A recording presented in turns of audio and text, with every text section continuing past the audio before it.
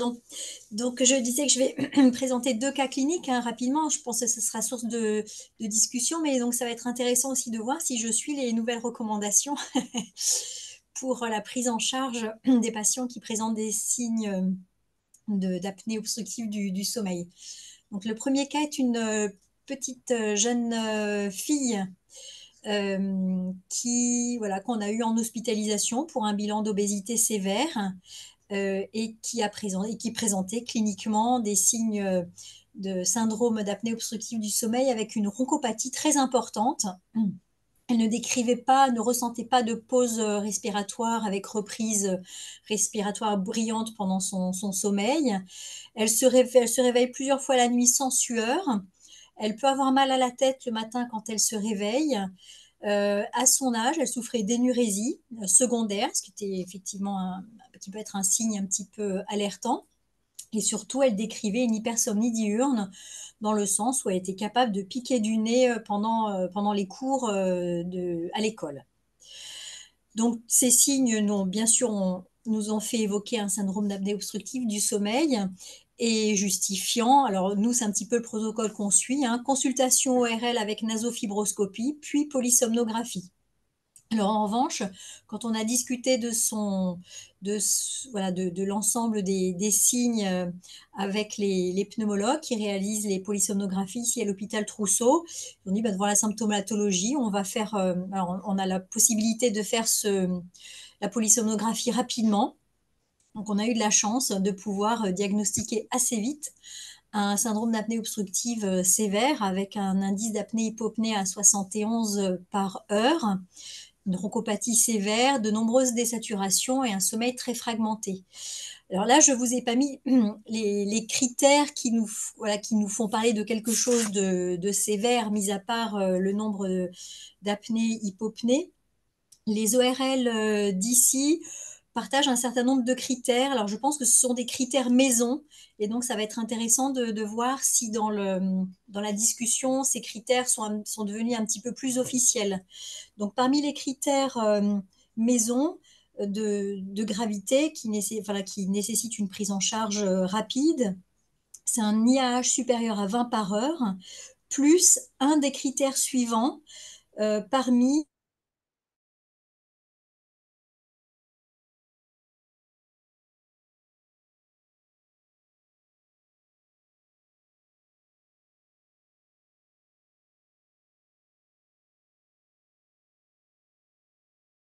sature 50 mm de mercure pour la PCO2, 4 clusters de désaturation avec une augmentation de la PCO2 et des apnées qui durent plus de 20 secondes.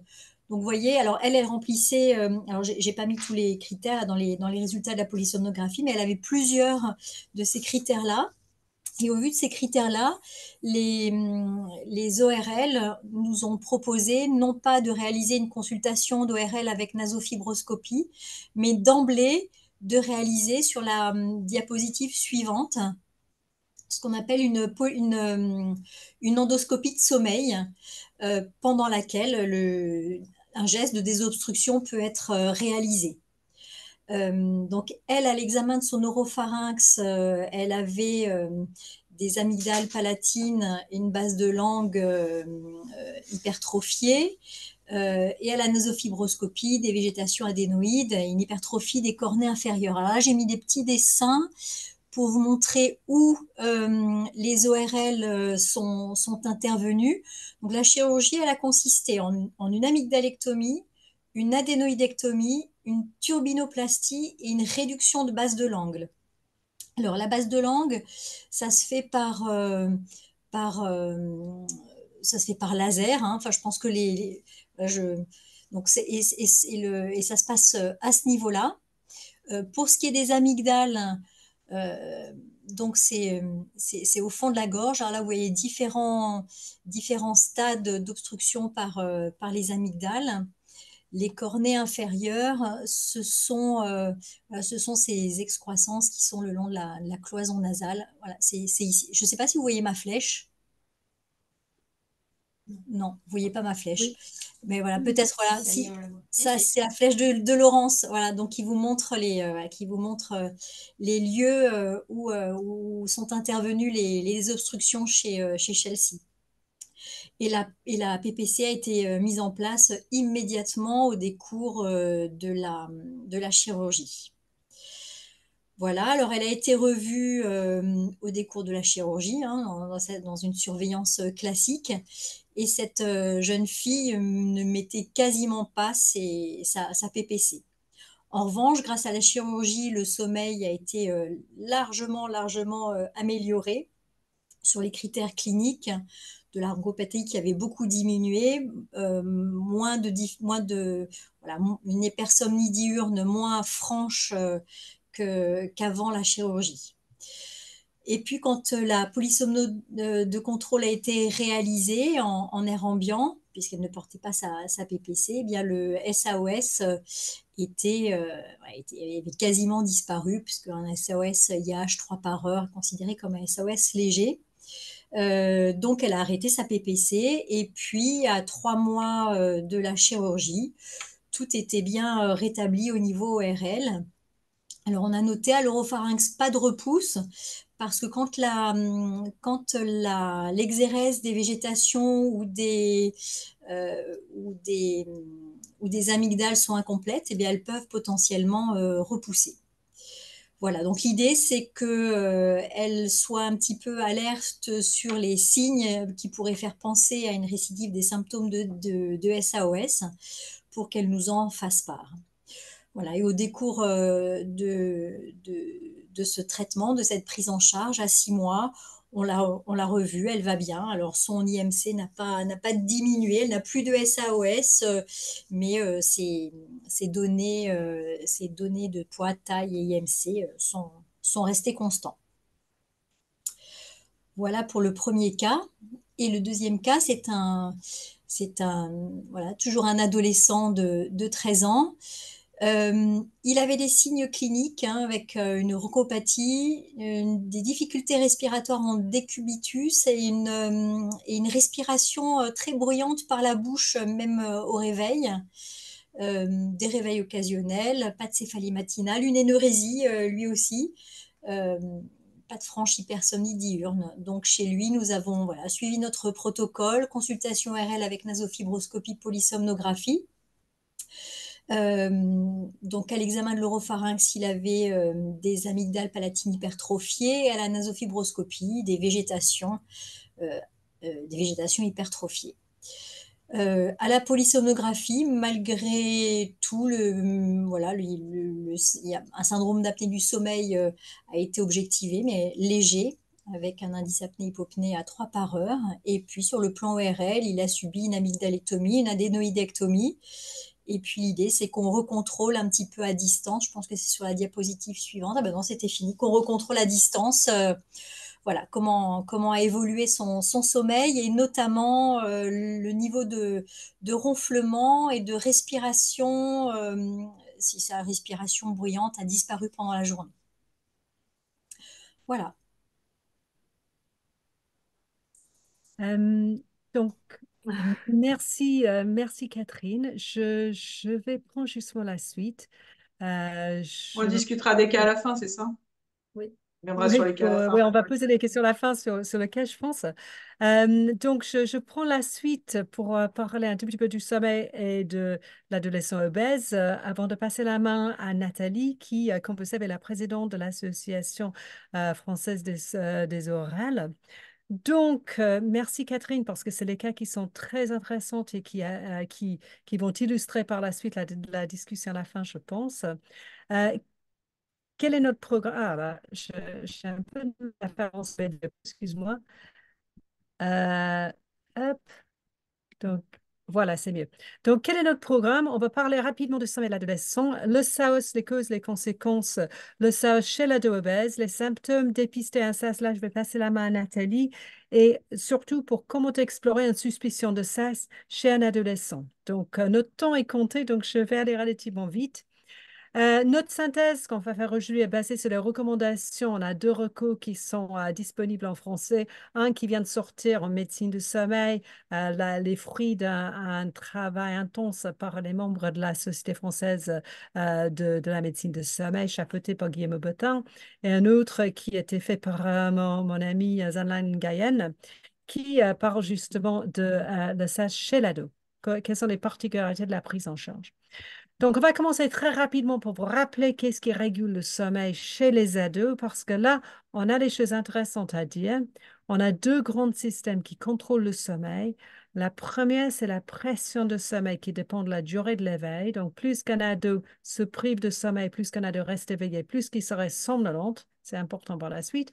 Et la deuxième chose qui régule le sommeil, c'est ce qu'on appelle l'horloge biologique ou le système circadien, que lui, est fortement influencé par la lumière.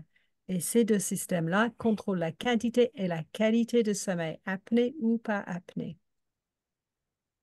Chez les ados, ces deux processus posent énormément de problèmes. Si on prend la partie pression de sommeil, on sait qu'il y a chez les ados l'obligation de se lever pour aller à l'école. Mais le problème, c'est que petit à petit se met en place les activités sociales le soir et globalement, chez les ados, il y a quand même une diminution des besoins de sommeil. On passe de la phase d'enfant qui a besoin de 9-10 heures de sommeil par nuit à l'âge adulte où on a besoin peut-être en moyenne de 7,5. Donc, on a cette diminution de sommeil qui arrive tout au long de la phase de puberté, qui va diminuer aussi, qui va influencer la pression de sommeil. Et ensuite, on a des effets très importants sur le système circadien. On a un effet d'âge. Les adolescents sont plutôt les êtres du soir que les enfants qui sont les êtres du matin. Ça veut dire qu'un adolescent va préférer de rester éveillé tard le soir et se lever tard le matin. À ce problème-là, ajoute un vrai catastrophe qui est les lumières des écrans le soir qui pousse l'horloge biologique d'être même plus de soir. Ça arrête la sécrétion de mélatonine qui, lui, met en marche les systèmes de sommeil. Et finalement, les adolescents, surtout les grands adolescents, sont accordés une certaine autonomie des horaires par les parents. Et donc, si vous accordez un ado une autonomie d'horaire, il va choisir de se coucher tard. Donc, ces modifications, en fait, mènent les ados en privation de sommeil, en règle générale. Donc, ils sont somnolentes. Quelle est la durée de sommeil prévue pour un ado? En moyenne, c'est de 9 heures, mais c'est en fonction justement de la maturation de son système de sommeil. Il faut savoir qu'en France, en moyenne, les ados dorment 8 heures et ils dorment 8 heures presque 9 heures le week-end. Qu'est-ce que ça veut dire? Ça veut dire qu'ils rattrapent un peu de sommeil perdu le week-end, ce qui veut dire qu'en semaine, ils sont certainement en train de dormir pas suffisamment. C'est important parce que la privation de sommeil est liée à l'obésité.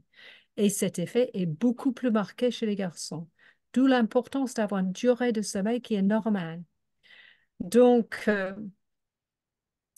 quid de la régularité de sommeil, c'est aussi quelque chose qui est très important. Un rythme de sommeil irrégulier va affaiblir l'horloge biologique qui peuvent devenir désynchronisées. Donc, gardez en tête l'idée que la désynchronisation des horloges biologiques est associée à une prise de poids. Chez les garçons, si vous avez les horaires irréguliers et un sommeil, donc un horloge biologique qui n'est pas très calé, vous pouvez être soit en sous-poids, soit en surpoids. Ça augmente le risque d'obésité, tandis que chez les filles, le risque d'une horloge irrégulière, c'est que d'être en surpoids. Donc, l'importance de garder les horaires réguliers et adaptés est important et primordial, apnée ou pas apnée. Donc, quels sont les troubles respiratoires du sommeil? Je pense que la plupart de nos participants savent exactement ce que c'est, mais effectivement, on a plusieurs différents troubles respiratoires. On commence avec le ronflement primaire où justement on a une vibration des voies aériennes supérieures. Ensuite, on a justement ce qu'on appelle le syndrome de haute résistance des voies aériennes supérieures. C'est les gens qui ronflent, mais pour qui cette ronflement, cette difficulté respiratoire fragmente le sommeil. Ensuite, troisième grade de sévérité, c'est les hypoventilations et les apnées, justement. Et finalement, on termine aussi avec le syndrome d'hypoventilation obstructive, donc les gens qui n'arrivent pas vraiment à bien ventiler la nuit. J'ai pensé vous montrer une vidéo, je sais pas si ça serait très évident, qui ronfle. Je ne sais pas si vous entendez le ronflement. Peut-être pas. Donc, on voit cette jeune qui est allongée sur son canapé qui dort pendant la journée. Elle ronfle énormément. Je ne sais pas si vous voyez les ronflements, mais elle a des vrais efforts respiratoires. Et là, justement, les obstructions des voies aériennes supérieures font en sorte qu'elle a besoin de réveiller un tout petit peu à moitié pour ouvrir les voies aériennes supérieures. Vous allez noter dans la vidéo qu'elle a un petit menton montant en position, en rétroposition et aussi qu'elle a la bouche ouverte. Donc, c'est une fille qui a des apnées de sommeil, qui a du mal à respirer. Elle n'est même pas obèse, mais ce problème est fréquent. Je vais arrêter la vidéo, si je peux. On va passer à la diapo suivante. Quelles sont les conséquences de ça chez un adolescent? À court terme, chaque apnée entraîne une petite baisse d'oxygène dans le sang et ou un micro-éveil. Et cette micro-éveil qui fragmente le sommeil est nécessaire pour que la personne rétablit un tonus normal dans les voies aériennes supérieures qui permet de nouveau de respirer. Et à chaque micro-éveil, on a une stimulation du système sympathique et une modulation de la fréquence cardiaque. À court terme, une nuit fragmentée par les apnées va entraîner une somnolence. Mais à long terme, on a les problèmes qui sont beaucoup plus marqués, surtout chez les jeunes. On a des troubles d'apprentissage, les troubles de mémorisation. On a une hyperactivité, les troubles attentionnels. On a des troubles d'humeur et une irritabilité qui est souvent constatée par la famille avec les problèmes comportementaux. Et on a les modifications métaboliques, notamment en résistance à l'insuline. Et finalement, à l'âge adulte, il y a une augmentation de la mortalité et morbidité cardiovasculaire, d'où l'importance de dépister et de traiter. Donc, j'ai pensé vous montrer juste une étude faite à Bordeaux chez les adolescents obèses qui montre qu'il y a énormément de symptômes chez ces enfants. On a au moins 70% qui se plaignent de ronflement. C'est dans une population qui était quand même assez obèse avec un IMC supérieur à 35. Les enfants enfants et ados étaient adressés à des spécialistes de sommeil. Voilà les différents symptômes qui ont été relevés à l'anamnèse. Et 114 avaient les critères pour bénéficier d'une polysomnographie. Donc, je vous montre les résultats ici. Dans cette population, 114 avaient besoin d'une polysomnographie, 80 ont fait la polysomnographie. Donc déjà, on a ce problème des personnes qui ne terminent pas nécessairement de faire l'enregistrement qu'il faut. De ces 80 polysomnographies, un syndrome d'apnée de sommeil ou un trouble respiratoire a été retrouvé chez 59. 38% avaient un syndrome d'apnée de sommeil et 11% avaient un syndrome d'apnée de sommeil sévère. Donc, si on reporte ça à l'échantillon initial, on est sur les 5% qui ont un SAS important. Donc, il faut garder en tête que le syndrome d'apnée de sommeil n'est pas la seule pathologie de sommeil chez les adolescents obèses. Et vous pouvez regarder dans le graphique en bas, les problèmes respiratoires sont en jaune, mais en verte sont les troubles de retard de phase et les horaires irréguliers. Ils sont aussi très importants et touchent environ 30% de ces jeunes. C'est un élément important à prendre en compte. Si on regarde le risque de SAS et obésité chez les ados, on sait que ce risque est beaucoup plus important. Si on regarde la graphique en haut, chez les patients non obèses, on a assez peu, on a 9% qui ont un syndrome d'apnée de sommeil qui est plutôt léger à modéré. Mais si on prend les patients obèses, on peut voir qu'on a 45% qui ont un SAS, mais que 5% sont sévères. Donc, il faut déjà justement être sûr et certain de ne pas dépister à toute la population, mais de focaliser un tout petit peu. Il y a une corrélation entre la sévérité de l'obésité et la sévérité des apnées. Ça va sonder, donc plus que votre ado est obèse, plus qu'il y a un risque d'un SAS. Et les symptômes diurnes sont en fait plus marqués chez les adolescents, très imbriqués avec les éléments comportementaux. Donc, il faut vraiment une bonne anamnèse pour être sûr et certaine qu'on est devant un SAS et pour mesurer les différents symptômes corrélés. Voilà.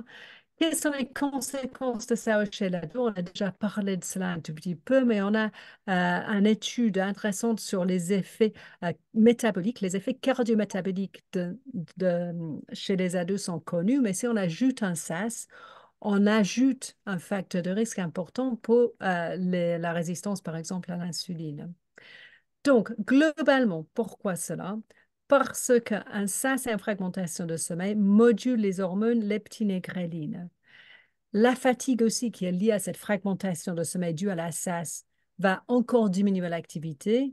La modification de leptine et ghrelin va moduler le choix des aliments et la quantité prise, et ces deux éléments vont aggraver encore l'obésité. Donc, contrôler un SAOS, c'est important. Ça permet d'améliorer l'obésité. Qu'est-ce qu'on sait sur le SAO, c'est la durée et le rythme du sommeil? On sait que les ados sont souvent en privation de sommeil et que cette privation de sommeil est associée à une somnolence, à une fatigue, à des troubles de comportement. Donc, en fait, on a une espèce de croisement entre les symptômes de SAOS et les symptômes de privation de sommeil qui sont liés à ces habitudes de sommeil des jeunes. Donc, il est essentiel de rechercher les symptômes de SAOS tout en prenant en compte l'existence des modifications comportementales. Et comme Nathalie va vous expliquer par la suite, il est très important d'identifier les anomalies comportementales parce que ça peut en fait poser problème par la suite pour l'enregistrement de sommeil. Donc, je vais rapidement passer la main à Nathalie pour parler de la prise en charge.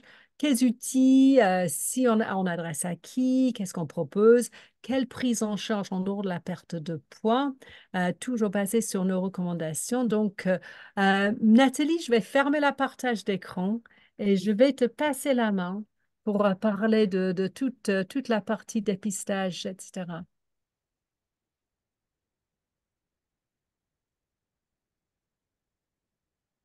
Super, on voit ton écran. C'est bon? Ok, C'est très bien. parfait. Bon, merci Sarah.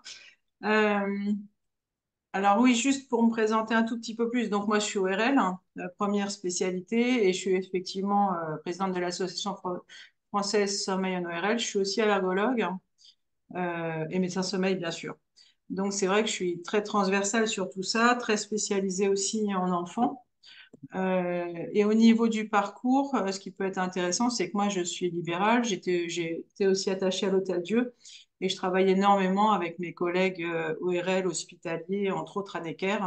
On était co-internes et du coup, ça facilite beaucoup la prise en charge. Donc, ça permet d'avoir une prise en charge libérale, mais avec toujours un support hospitalier. Et dès qu'il faut, effectivement, je travaille avec Trousseau et Necker.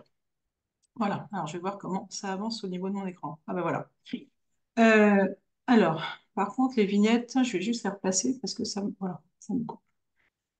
Donc, l'évaluation par l'ORL, elle est absolument indispensable. Donc, c'est vrai que on reparlera après des cas, mais passer d'emblée à l'endoscopie de sommeil alors que l'ORL lui a même pas ouvert la bouche, je suis quand même un petit peu surprise sur le premier cas clinique, hein, ou le deuxième, je sais plus.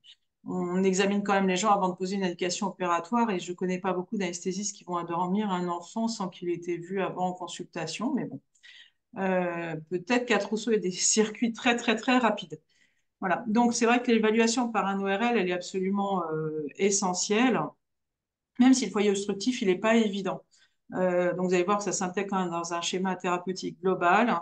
Il faut aussi qu'on parle de l'allergie. Donc, comme je vous l'ai dit, je suis très focalisée aussi à l'allergie parce que c'est reste une des causes d'obstruction nasale très fréquente et la chirurgie n'est pas le traitement.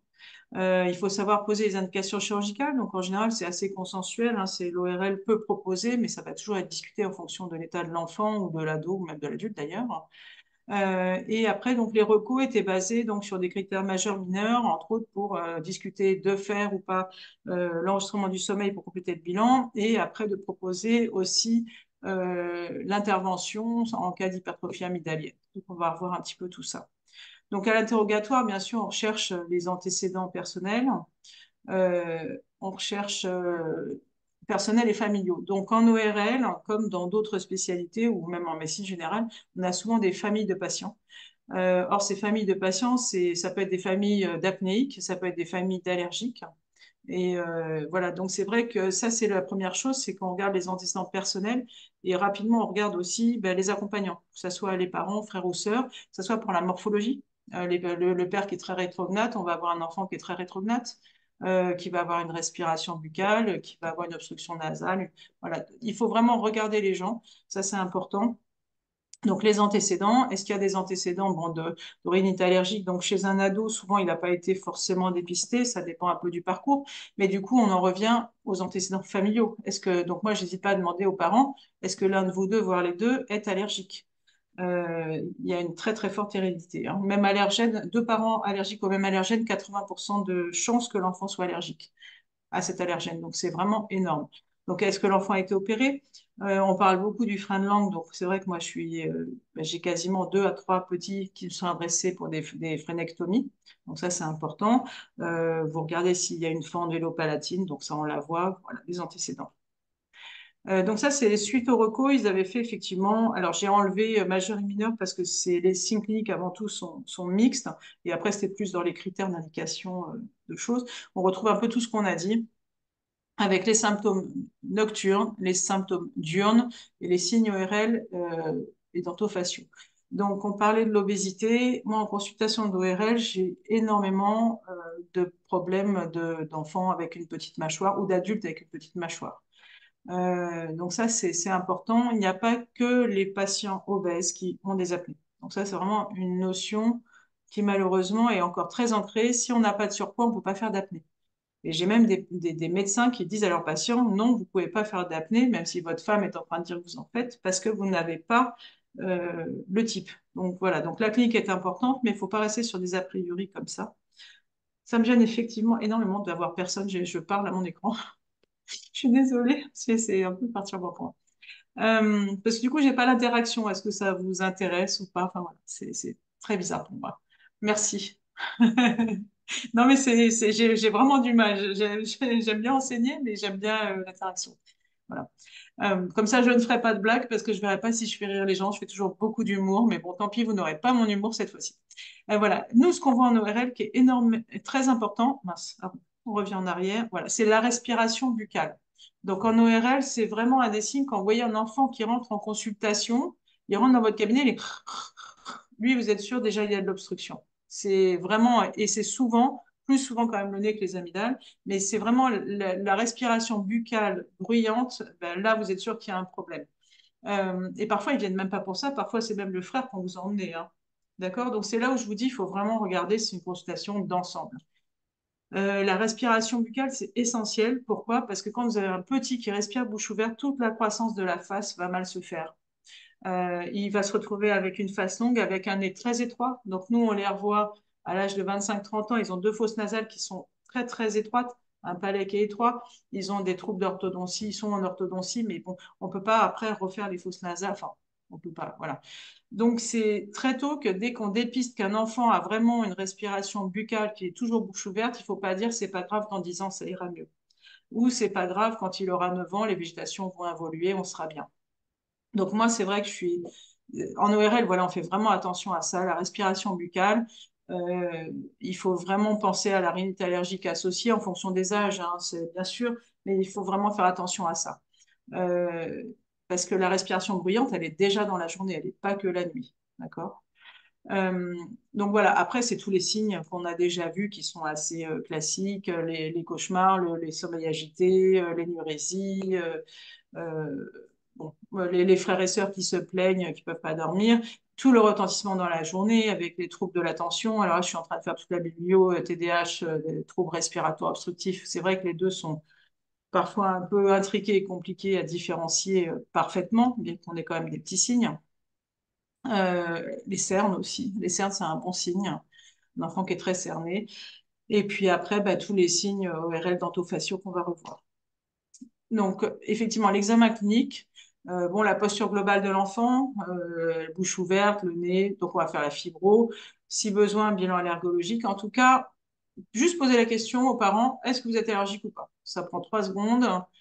Zéro parent allergique, peu de chances que l'enfant soit allergique. Ça ne veut pas dire qu'il ne peut pas l'être, mais le pourcentage de chances qu'il le soit est quand même assez faible. Donc, dans les critères majeurs et mineurs, donc bien sûr, l'examen ORL avec fibro. Donc, la fibro, on la fait le plus possible quand c'est possible. C'est-à-dire que parfois, je ne peux pas faire la fibroscopie à un enfant, même s'il respire pas bien, parce qu'il a le nez plein, parce qu'il a des fosses nasales tellement étroites que c'est pas possible, parce qu'il est très agité qu'il ne se laisse pas faire. Donc, l'idéal, on est d'accord, c'est l'examen ORL avec nasofibroscopie. Parfois, on ne peut pas, d'accord? Parfois, c'est pas possible. Mais dès qu'on peut, il faut le faire. Bon, ben, la face longue, ça, je vous en ai parlé. Donc ça, c'est vrai que c'est très important avec, donc là, vous voyez, une belle hypertrophie amygdalienne. Alors, un petit truc pour examiner les amygdales, je crois que j'en parle après, mais je vais vous le dire maintenant comment on les voit. Souvent, et les parents, souvent, ils vous aident à faire mal d'ailleurs, on dit ouvrez la bouche, et après, les parents, ils disent tire la langue, ou même vous dites tirez la langue. Quand vous tirez la langue, en réalité, vous resserrez le pharynx, vous resserrez les piliers amygdaliens, et donc on se retrouve avec oh là là, c'est tout bouché au fond. Parce qu'en réalité, on tire la langue, on resserre au fond. Et en plus, il y a un réflexe nauséeux, il y a tout ce qu'on veut. Donc, il faut faire ouvrir la bouche.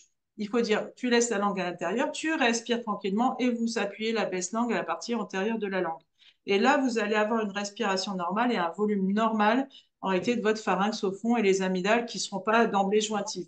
Parce que si vous faites contracter, vous vous retrouvez avec des amygdales jointives, alors vous êtes en grade 2.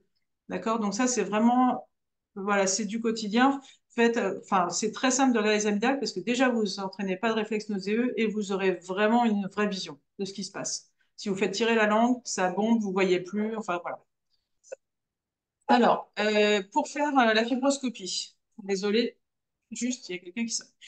Euh, on met plus d'anesthésie maintenant, ça a été ça a été plus ou moins interdit. Moi, j'utilisais chez les plus grands, donc chez les grands ados, je mets de la xylonaphazoline, le même que j'utilise pour faire l'écothérisation. Ça rétracte et ça anesthésie. C'est vrai qu'on nous demande idéalement de ne pas utiliser. Donc, quand je peux, je n'utilise pas. Mais bon. Alors, ce qui est un des avantages du Covid, un des rares, c'est que la plupart des gens, y compris les enfants, ont eu des tests Covid avec des petits bâtons dans le nez. Ce qui fait que maintenant, quand je leur montre le fibroscope, je leur dis, alors déjà, je demande est-ce que tu as eu un test Covid? Je dis donc, tu vois, là, c'est comme le test Covid, sauf que je vais aller moins loin, parce que, enfin, sauf si je veux aller voir plus bas. Je vais aller moins loin et surtout, je ne vais pas gratter au fond qui est ce qui faisait mal. Et du coup, ah oui, il a eu un test Covid. Je dis, bon, ça va être pareil, parce que j'ai un fibroscope pédiatrique qui est tout petit et c'est quasiment mon fibro pédiatrique. Il fait presque la taille, à peine plus gros que les cotons. Voilà, donc ça, c'est un petit truc. Merci Covid, hein. Maintenant, je peux dire à tuer un test Covid et rentrer un petit fibroscope un peu plus facilement qu'avant. Euh, mais c'est mais c'est une réalité. Alors, dans les études, ils disent qu'il n'y a pas de preuve de l'augmentation du confort de l'examen. Clairement, ça rassure quand même quand on mettait le petit coton. Puis on voyait le fait de vouloir même mettre la pince avec le coton dans le nez, déjà on voyait comment allait réagir l'enfant. Et ça permet du coup de préparer un peu différemment. Parce qu'il faut savoir qu'une fois qu'on est l'œil sur le fibroscope, dès que l'enfant bouge la tête, on perd tout, hein. D'accord? Donc c'est vraiment.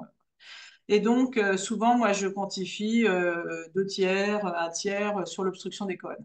Alors voilà. Donc ça, c'est important. Les végétations, c'est une grande, grande cause. Donc classiquement, ça évolue vers l'âge de 9-10 ans, il n'y en a plus. J'ai régulièrement les orthodontistes qui me les envoient chez les enfants qui ont 13-14 ans et qui ont encore un énorme paquet de végétation.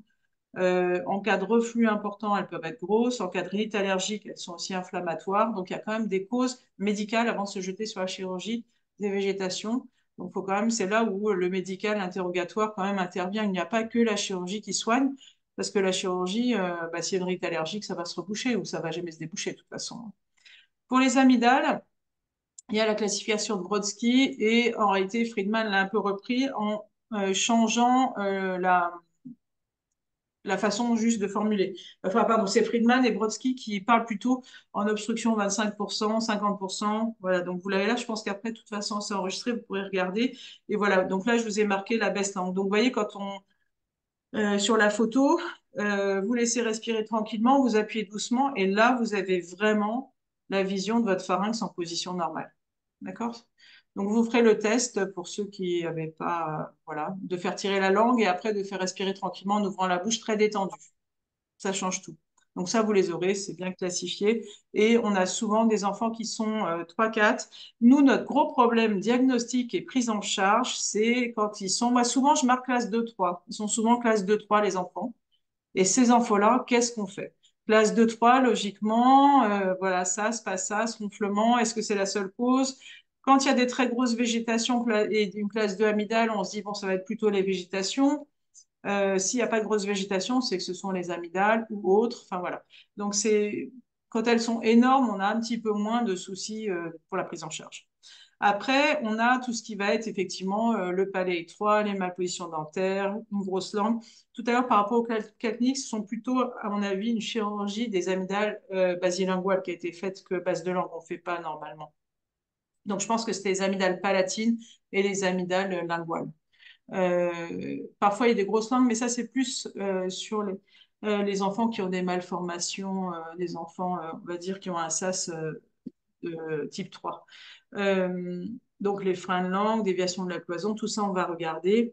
Et hier, j'ai vu un enfant. Alors, en plus, donc, quand je vous disais que c'est parfois compliqué l'examen, un enfant qui a un trouble autistique, qui a 5 ans, qui est extrêmement fort. Et lui, au niveau dentaire, ses dents en bas, elles sont même inclinées vers l'intérieur. Donc, il est rétrograde et avec un articulé dentaire à l'intérieur. La fibroscopie, enfin, je me suis pris un coup de pied rien qu'en regardant les oreilles. Donc, quand je vous dis, parfois, la fibroscopie est compliquée. Voilà, donc ça, ce sont les critères dentofaciaux. Alors, les questionnaires aussi peuvent aider surtout aussi quand on est dans le doute de la prise en charge ou le doute diagnostique. Moi, je dis souvent que c'est vrai que c'est un ensemble d'éléments, c'est un ensemble d'éléments cliniques et c'est pas toujours facile de trancher. Il faut savoir qu'on parle de la chirurgie. Moi, je bosse avec Trousseau, donc je connais très bien les prises en charge. Mais même sur Trousseau, parfois pour une PPC chez un enfant totalement justifié, un cas SAS à 40 par heure, d'accord, Guillaume Aubertin m'a quand même répondu que c'était dans un mois. D'accord? Donc, que ça soit la chirurgie ou la PPC ou d'autres prises en charge, c'est de pire en pire. Là, ça s'est aggravé depuis un an, mais de façon énorme. Et, euh, et donc, pour faire opérer un enfant de façon totalement justifiée, hein, je parle vraiment d'un enfant qui a besoin d'une chirurgie, de plus en plus, je me dis, je vais avoir besoin d'arguments vraiment importants pour dire, regardez, là, il y a ça, il y a ça, il y a ça, il y a la somnolence, il y a les troubles d'apprentissage, enfin, et même en justifiant, parce que de toute façon, ils me font confiance, hein, que ce soit Guillaume Bertin ou le professeur Poulanier, il y a pas, j'ai rien à, entre guillemets, prouver sur les indications, mais c'est vrai qu'on a besoin, nous, au niveau des parents, de dire, bon, ok, là, c'est justifié, ou là, ça l'est un peu moins. Parfois, c'est pas si simple que ça, les diagnostics, de savoir ce qu'on va faire, hein. Parfois, c'est évident, mais bon. Voilà, donc il y a différents questionnaires. Moi, j'aime bien celui-là parce qu'il permet aussi de voir s'il y a d'autres troubles potentiels du sommeil. Et comme l'a dit Sarah tout à l'heure, ce qui est essentiel, c'est la dette de sommeil. En premier, chez un enfant qui est somnolent, ça va être de dire est-ce qu'il dort assez, quels sont les horaires de sommeil. Parce que même chez les tout petits, les parents maintenant, ils les couchent tard parce qu'ils ont envie de les voir en rentrant du travail, ils les lèvent tôt parce qu'ils doivent les amener ou à la crèche ou garderie ou débuter l'école.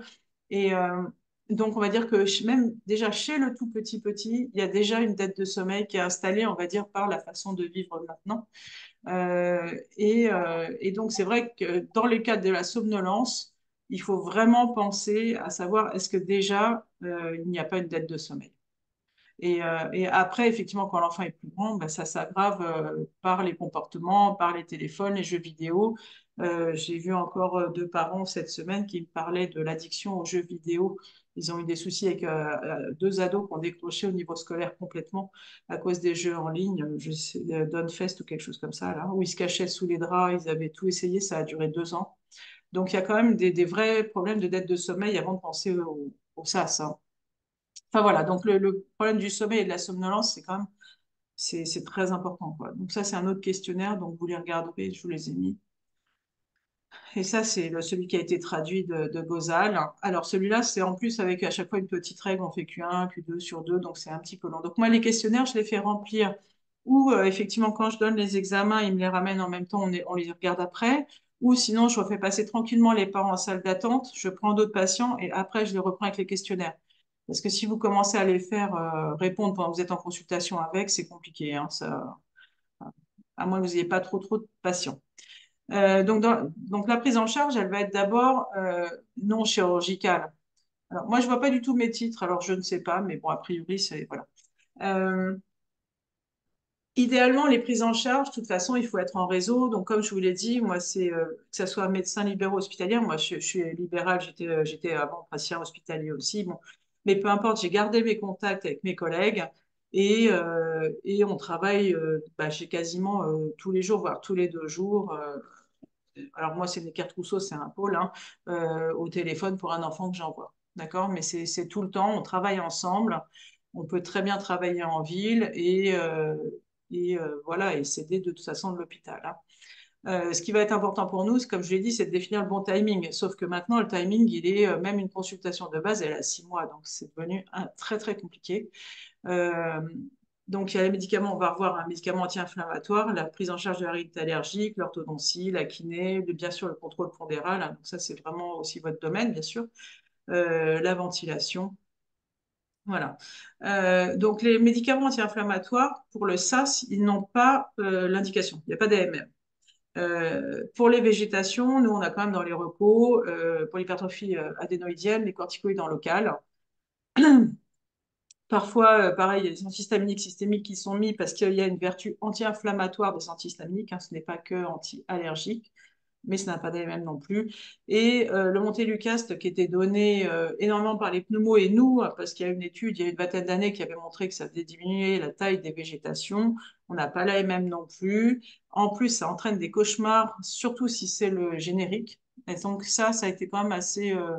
enfin, il n'y a pas que moi qui le dis. Donc, le Montelukast peut entraîner des cauchemars et surtout avec les génériques. Donc, déjà, chez des enfants qui ont des troubles, ou adultes qui ont des troubles du sommeil, rajouter le versant cauchemar, c'est pas forcément recommandé. D'autant plus que même les pneumologues commencent à ne plus trop l'utiliser, le Montelukast. Voilà. Donc, il n'y avait pas d'AMM. La rhinite allergique, qui est mon deuxième dada, pourquoi est-ce qu'il fallait la rechercher quand même? Donc déjà, dans toutes les études américaines, c'est en très bonne place. Dès il parle du bilan, dans le deuxième chapitre, il vous parle de la recherche de la rhinite allergique.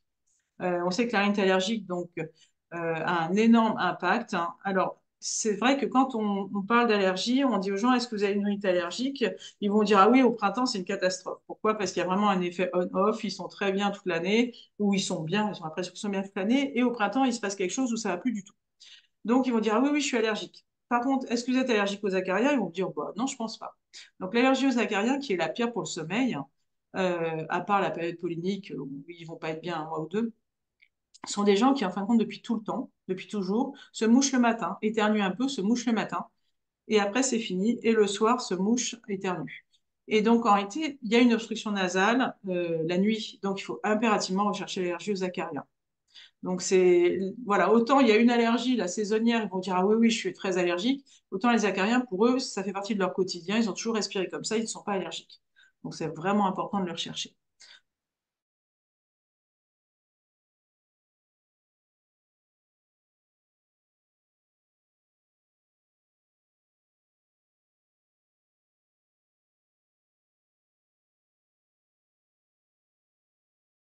Et mauvaise qualité de sommeil, et que le trouble du sommeil était lié à la sévérité de la rhinite allergique. Donc, j'ai toutes les études, mais bon. Alors, ce qu'il faut savoir au niveau des traitements, c'est que, moi, je dis souvent, les corticoïdes locaux et les antihistaminiques, locaux ou généraux, d'ailleurs, pas que les locaux et généraux, c'est un traitement qui va calmer les symptômes, mais qui ne va pas guérir la maladie. C'est-à-dire qu'on vous donne ça, ça va mieux le temps où vous mettez les gouttes dans le nez et vous prenez l'antihistaminique. Mais par contre, dès que vous l'arrêtez, vous n'avez pas traité la cause, donc ça revient. Et c'est quand même moins efficace que le traitement curatif qui est l'immunothérapie allergénique ou des sensibilisations. Donc, on peut traiter, donc guérir à partir de l'âge de 5 ans les enfants. Donc, c'est pas à partir de 15 ans qu'on peut commencer, c'est à partir de 5 ans. À partir de 6 ans, pour les graminées, on peut déjà faire des petits comprimés qui fondent sous la langue, donc c'est extrêmement facile. Les acariens, pour l'instant, c'est 12 ans et les bouleaux, c'est 18 ans, parce qu'à chaque fois, c'est des histoires d'AMM, d'études, donc ça va redescendre. Mais quoi qu'il en soit, au bout d'1 mois d'un traitement d'immunothérapie aux acariens, que ce soit adulte ou enfant, ils ne se mouchent plus, ils éternuent plus le matin déjà. Donc, c'est entre 3 et 5 ans pour être guéri, plutôt 3 ans. Mais par contre, le bénéfice clinique, il est vraiment très, très rapide. Donc voilà, d'où l'intérêt de chercher une rhinite allergique. D'autant plus que quand on a des gros cornets, on va faire, j'ai vu là tout à l'heure, turbinoplastie et tout ça. Ok, mais si c'est une rhinite allergique, qu'est-ce qui se passe? La muqueuse, de toute façon, on laisse l'allergène hein, et donc ça va continuer à regrossir quelque part. Donc il faut quand même traiter la cause. S'il n'y a pas de rhinite, moi j'ai déjà envoyé des enfants pour faire par Vincent Couvagnier une turbinoplastie. L'enfant avait 7 ou 8 ans. J'avais tout essayé.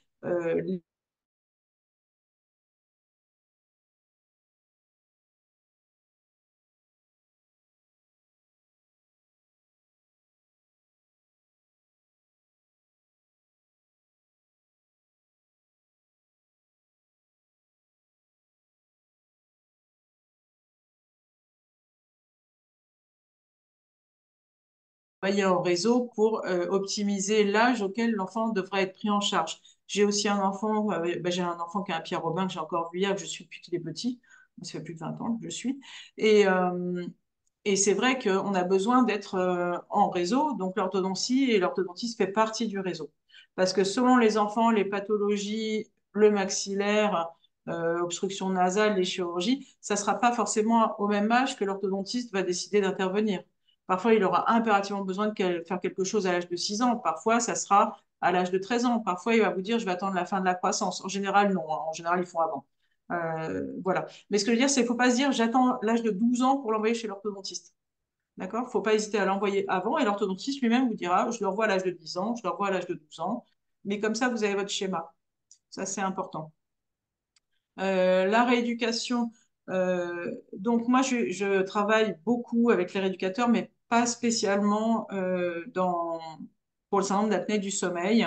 Je pense que c'est très important de faire un bilan de kiné. En gros, j'adresse 2 à 3 patients par semaine chez kiné orofacial ou myofacial ou myofonctionnel, enfin, pour une thérapie, mais pas forcément que pour ça. C'est-à-dire que en tant qu'ORL, on a les problèmes d'otite séreuse. Il y a des enfants qui effectivement déglutissent mal. Il y a les problèmes de frein de langue. On coupe pas. Il y en a certains qu'on ne pouvait pas couper et qui sont là. Donc c'est vrai que j'ai très souvent recours au kiné, aux thérapies myofonctionnelles pour faire le bilan de la déglutition, le positionnement de la langue. Et ça peut réellement améliorer le positionnement de la langue, la croissance du maxillaire supérieur, la respiration nasale. Donc ça a un vrai intérêt. Après, est-ce que le kiné peut guérir un syndrome d'apnée alors qu'il n'y a pas eu d'autres prises en charge? Non, mais je ne pense pas qu'ils disent ça. Par contre, optimiser le traitement, permettre la pérennité, oui, c'est sûr. Nous, quand on opère par exemple des végétations, des enfants qui ont toujours respiré par la bouche, je ne parle même pas d'amygdale. Hein. Ils avaient le nez complètement bouché, on désobstrue. Et ben, ces enfants-là, je suis obligée de dire aux parents, donc c'est une habitude qu'on a, hein, vous allez quand même devoir lui demander sans arrêt de fermer la bouche pour respirer, de respirer par le nez. C'est-à-dire que là, le nez passe très très bien, il n'y a plus du tout d'obstruction, c'est beaucoup plus simple de respirer par la bouche. Donc si vous ne faites pas prendre conscience ça aux parents et à l'enfant, il va continuer à respirer bouche ouverte. Donc c'est là où le kiné a un rôle important de justement reconditionner la bonne déglutition, de refermer la bouche pour faire certaines choses. Euh, voilà, puisque maintenant le nez passe. Mais bon, voilà. Ceux qui seront confrontés à ça, vous verrez que même opérés, même respirant très bien, ils vont continuer à respirer bouche ouverte. C'est beaucoup plus simple. Donc ça, oui. Donc selon les âges, voilà les interventions du kiné possibles. Pareil, je fais énormément de freins de langue, comme je vous l'ai dit, j'hésite pas après à ou adresser au kiné ou à une séance, à un ostéopathe. Quand il y a eu un frein de langue, il y a des tensions au niveau de tous les muscles, même en suidien et tout ça, et eux, ils libèrent un petit peu toutes les tensions. Voilà. Alors, je vois pas du tout ce qui a marqué là-haut, mais bon. Je pense que c'est le contrôle pondéral, non? J'ai le bandeau en haut qui est coupé, mais bon. C'est ça, c'est Donc contrôle ça, pondéral. Oui, oui. voilà, c'est ça. Je fais des devinettes sur pas voir mes textes. Donc ça, effectivement, c'est plus votre domaine. On sait que c'est compliqué. Tout à l'heure, on parlait de la tranche d'âge 13-17, qui est la tranche des adolescents, et quelles que soient les pathologies un peu chroniques, c'est souvent compliqué. Donc que ce soit l'alimentation, que ce soit moi en tant qu'ORL, les appareillages auditifs ou même des appareillages depuis tout petit à l'adolescence, ils en ont marre et on est obligé de repasser à l'intra-auriculaire, de motiver, que ça soit pour la désensibilisation. ou d'un seul coup, ils vont en avoir marre. Enfin voilà, donc il y a une tranche d'âge qui est compliquée et c'est celle-là dont on parle un petit peu aujourd'hui. Il faut faire aussi attention aux associations comorbides comme la narcolepsie. Donc moi, j'ai plusieurs cas justement avec Sarah où en réalité, derrière l'hypertrophie amygdalienne, l'obésité, le SAS sous PPC, malgré l'amygdalectomie, la persistance de la somnolence, derrière, il y avait une narcolepsie. Donc avec un problème d'orexine, prise de poids. Donc parfois, les pathologies sont quand même intriquées. Euh, voilà. Donc il faut faire attention si persistance de signes de somnolence à chercher d'autres causes. Et puis effectivement, donc la prise en charge plus sur le contrôle pondéral, c'est votre partie. Donc les recos par rapport à l'endoscopie de sommeil, comment elle s'intègre, puisqu'on a parlé un petit peu. Donc il y a les recos adultes qui existent. Chez l'enfant, on n'a pas les recos enfants, on a les bonnes pratiques et on a quand même, voilà, et c'est où, voilà. Et il y a une étude quand même qui est sortie, je crois que c'est une revue de la littérature plutôt, qui en fin de compte disait que enfin, c'était pas aussi sûr que ça, que l'endoscopie de sommeil améliorait les résultats sur les SAS des enfants. Donc, ça a été un petit peu. En gros, il disait que ça améliore certainement la prise en charge, mais ça reste quand même approuvé par d'autres études bien menées. Donc, ce qui est sûr, c'est que quand le terrain est particulier, quand il y a un énorme index, quand spontanément, on va dire, les foyers sont pas aussi évidents que ça. Il faut se méfier d'autres choses et il faut optimiser par l'endoscopie de sommeil. Mais de la même façon que chez l'adulte, j'en demande pas énormément, mais j'en demande quand je veux être sûre que la chirurgie, surtout chez les adultes, amygdalienne va fonctionner, qu'il n'y a que ça. J'hésite pas à faire une endoscopie de sommeil. Ou quand chez l'enfant, on va rechercher des foyers multiples, que ce soit aussi la laryngomalacie associée. Enfin voilà, il y a différents types. Euh, Après, c'est vrai qu'on a parlé tout à l'heure dans la clinique, l'endoscopie de sommeil, ça reste pas très simple à obtenir en délai. Donc, dans les indications, si vous arrivez à l'avoir d'emblée, c'est super, hein. Chez un enfant qui a 70 par heure, obèse, c'est vrai qu'il faut mieux être sûr du foyer. Ça, on est entièrement d'accord, de comprendre ce qui se passe. Après, c'est vrai que nous, on le réserve dès qu'on a un doute sur le foyer obstructif ou qu'on pense qu'il va y en avoir plusieurs, ou c'est pas aussi simple que ça, ou dès qu'on a un échec de PPC, ça peut être chez l'adulte parce qu'il nous signale que dès qu'il met la machine, par exemple, il respire encore plus mal. Donc là, il faut faire attention justement à l'épiglotte, hein. Il y a des problèmes parfois d'épiglotte ou de choses comme ça, et on met la PPC, et en réalité, ça leur ferme la race. Voilà. C'est très bien l'endoscopie de sommeil, hein. Là, actuellement, on n'est plus sur un problème de quel examen est bien ou pas, c'est quel examen à quel examen on peut avoir accès rapidement ou quelle chirurgie rapidement ou pas. C'est un petit peu ça. Donc la PPC, bien sûr, toutes les prescriptions, elles sont, comme je dis, mesurées, justifiées. Donc moi, c'est pareil, hein, je suis en rapport avec, entre autres avec Guillaume Aubertin. Euh, alors, en attente de chirurgie, c'est pas entre guillemets dans les recos, mais quand on a 6 mois de délai avec un SAS à 40 par heure, bah oui, pour moi, c'est une indication. Parce que l'enfant il fatigue, parce que les troubles, là on n'en a pas parlé, mais les troubles d'apprentissage, en gros, les troubles neurocognitifs, on sait que si on intervient après l'âge de 5 ans, il ne récupérera pas l'enfant. Les troubles comportementaux, ils récupèrent après 5 ans. Si on traîne chez un enfant qui a moins de 5 ans et qu'il arrive à 6-7 ans pour la chirurgie, le neurocognitif ne récupère pas. Donc ça, c'est les dernières études. Enfin, j'ai fait toute une vidéo dessus. Donc ça veut dire qu'il y a quand même une urgence, pas chirurgicale, mais de prise en charge thérapeutique d'un enfant qui a un syndrome d'apnée. Faut pas laisser traîner. Donc chez le petit, ça récupère. 6-7 ans, il récupère plus le neurocognitif. Et les troubles du comportement, normalement, ça calme, mais voilà, il récupère mieux. Mais il y a vraiment des lésions intracérébrales qui s'installent et qui ne sont pas réversibles. Donc, c'est pas anodin. C'est pour ça que si on ne peut pas avoir un accès rapide à la chirurgie, il faut au moins arriver à ventiler les enfants. Il faut arriver à faire prendre une prise en charge. Pour vous faire encore plus peur, là, on parlait du syndrome d'apnée. Il y a les études qui montrent que même en gonflement, en réalité, entraîne une fatigue et déjà des troubles neurocognitifs aussi. Donc, un enfant qui, comme votre premier cas, qui avait un ronflement très sévère, je crois, ou c'est le deuxième, ronflement très très sévère, c'est vrai que là, c'est un petit peu bizarre la prise en charge qui a été faite, mais c'est vrai que si on regarde les études, on sait qu'un ronflement important, un ronflement, il y a déjà une fatigue et il y a des troubles d'apprentissage aussi neurocognitifs. Mais bon, c'est vrai voilà, il y a pas mal d'éléments. Moi, je n'hésite pas à demander des vidéos aux parents. Ça, c'est très, très bien. Les petites vidéos quand l'enfant dort. Donc, par contre, il faut une vidéo, pas juste un audio. Et il faut qu'on voit le haut du thorax. Et parfois, juste un enfant qui ronfle, on se rend compte du tirage permanent et de la difficulté et de l'épuisement que l'enfant peut avoir juste avec un ronflement. Parce que c'est vrai, on dit toujours, il n'y a pas d'apnée, tout va bien, faites un enregistrement du sommeil. C'est là où je vais en revenir après à la discussion sur les PSG ou polygraphie. C'est que on veut faire un enregistrement du sommeil, ok, mais ok, bah, c'est parfait, il ventile tout le temps et il n'y a pas d'apnée. Et donc, on fait rien. Et si on prend une vidéo, le petit, toute la nuit, il y a un tirage par le ronflement, quoi. Donc, un épuisement. Voilà. Bon, je pense que j'ai bientôt fini. C'est à toi, Sarah. Tu peux te servir de mes slides et j'avance, comme ça on gagne du temps. Ah oui, j'ai pas la main justement sur la. Ben non, mais j'avance, tu me dis, Ok. ça, je vais avancer. Donc, on est devant la question de faut-il faire une exploration de sommeil? En fait, je pense que je rebondis sur la question qui était posée par Madame Boudnant, qui est psychologue et qui a posé une question sur le chat, qui dit bah, comment t'adresser vers qui? Elle est psychologue, elle dit que qu'est-ce que je fais quand les parents me disent qu'il n'y a pas de prise en charge proposée? Ben, je pense que la première question, c'est est-ce qu'il y a des signes cliniques? Parce que l'obésité est fréquente, est-ce qu'il faut on fait un bilan fait chez absolument tout le monde? Et la réponse, à mon avis, c'est non. Ouais, Donc, premièrement, on a la question clinique, est-ce que cet enfant, est-ce que cet adolescent a des symptômes? Deuxième question, est-ce que l'ORL constate une obstruction qui est tellement évidente que c'est clair qu'une intervention va être un aide d'office?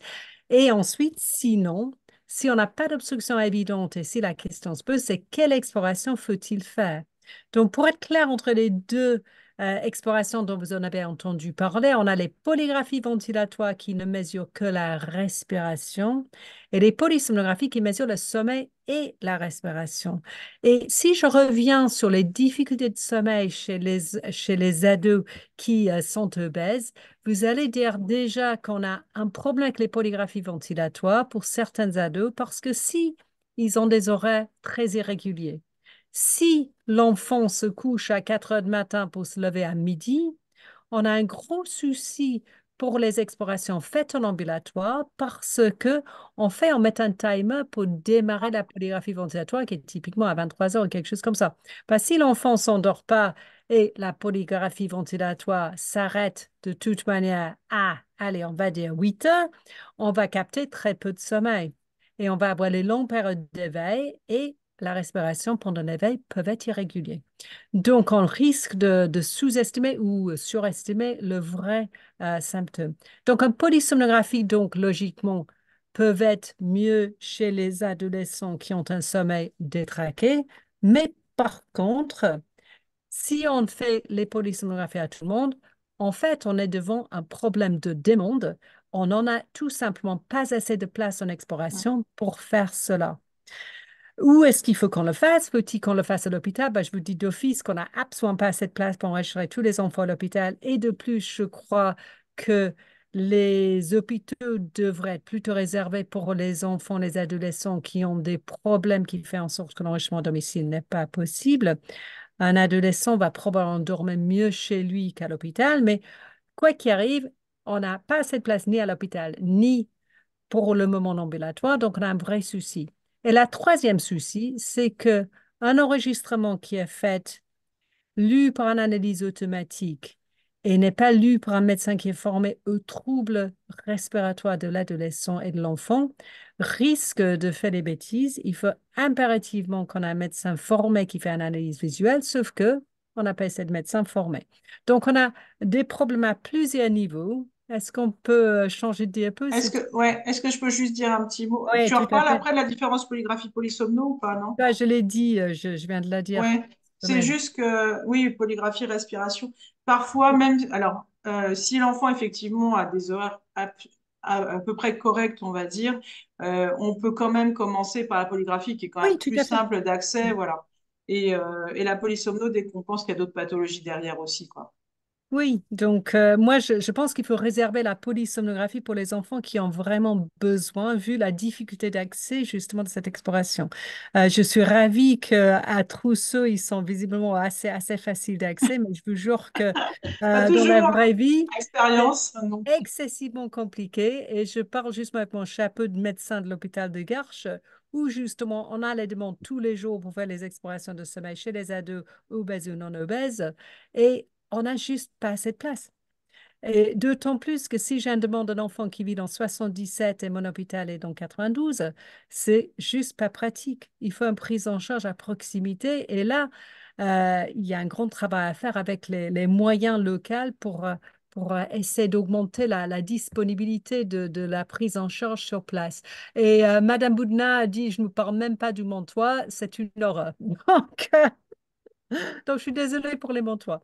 Donc, quelles sont les explorations? Là, je vous avais montré justement ce qu'on regarde en tant que médecin du sommeil, moi et Nathalie, tous les deux. Là, c'est un polysomnographie qui montre les 6 lignes en E, c'est l'électroencéphalogramme.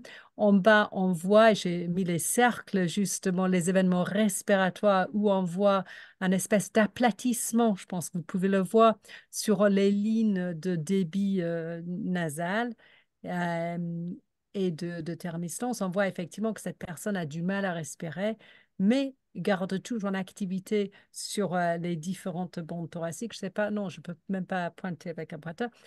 Ça, c'est ce qu'on... Là, on a l'hypopnée ici, Ouais, avec le flux, ouais. et là, on a l'apnée. Ouais, donc, on C'est ça que a... tu veux montrer? Oui, c'est ça. Donc, on a un calme plat sur la Voilà. deuxième cercle qui indique justement Voilà. cette apnée, cet arrêt complet de respiration. Il faut savoir que pour lire un polysomnographie, on est sur un temps de 1 à 2 heures minimum pour le médecin pour faire l'interprétation. La polygraphie ventilatoire est plus vite, mais derrière toute exploration de sommeil est un temps de lecture incompressible et c'est ça qui explique un tout petit peu le manque de moyens sur le terrain pour faire les explorations de sommeil. Donc, pour les enfants, je pense que vous le savez déjà, mais on classe la sévérité en fonction du nombre d'événements par heure, mais aussi, comme a dit Madame Terrasse, les éléments justement de gazométrie avec un hypercapnie, un hypoxie nocturne qui contribuent à la sévérité. Donc, c'est logique que les apnées très longues, où l'enfant désature beaucoup, sont probablement plus nocifs que quelques apnées légères et courtes qui ne sont pas très désaturantes. Je peux voir la diapositive suivante. Donc, je vais repasser la main juste à Nathalie pour parler justement de critères cliniques. On a voilà, essayé Oui, de... donc ça, c'est notre dernier congrès, effectivement, où on avait parlé de SAS de l'enfant. Et alors, en haut, lis-moi ce qui est marqué en haut, Sarah, parce que là, je vois pas. C'était de... C'est tout Ah non, adolescent anormalement semblant, en voilà. Ah surpoids non, non, et ou ronfleur doit être voilà. interrogé par un risque éventuel de SAOS. Je l'ai dit. Donc ça reprend l'idée que c'est vrai qu'on commence toujours par la clinique, toutes les questions cliniques pour nous orienter au mieux vers les examens qui sont quand même compliqués à obtenir. Et nous sommes en région parisienne pour ce qui nous concerne, toutes les deux, donc les plus favorisés. Donc c'est vrai qu'il va falloir, il y a tous les critères cliniques qu'on a vus, ronflement, respiration, sommeil non réparateur. Donc ça, c'est très flagrant chez l'adulte. L'enfant a plus de mal à dire quand même qu'il ne récupère pas le matin. La somnolence, c'est pareil, c'est quand même plus l'entourage ou les parents ou les professeurs qui vont dire l'enfant est somnolent que l'enfant lui-même. Et pareil pour les altérations cognitives neurocomportementales, hein. L'enfant, lui, va pas le dire, c'est vraiment nous. Les parasomnies, bon, bien sûr. Les céphalées sont un peu plus rares chez l'enfant. Et il y a énormément de problèmes aussi ophtalmo et orthoptiques, hein, chez les petits qui ne sont pas diagnostiqués, enfin chez les enfants. Donc, il faut penser Si aussi je, à ça. si je peux juste ajouter une chose, Bien sûr. une somnolence matinale chez les adolescents est, à mon avis, de loin le plus souvent, enfin, la cause est très souvent sommeil insuffisante.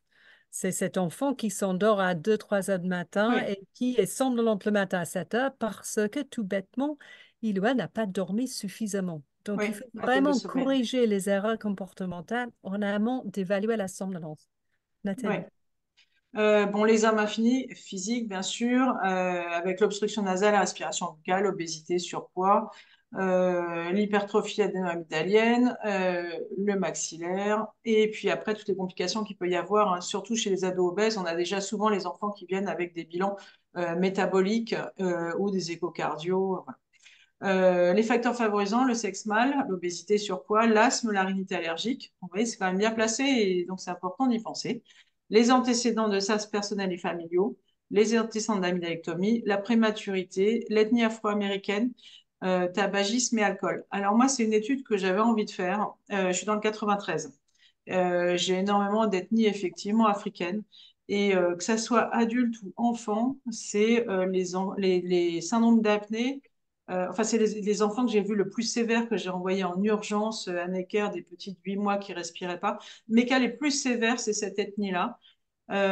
Et même chez l'adulte, il y a des désaturations. On peut avoir un homme qui, on va dire, morphologiquement, quand on regarde, il n'y a pas de rétrognatisme, pas de surpoids.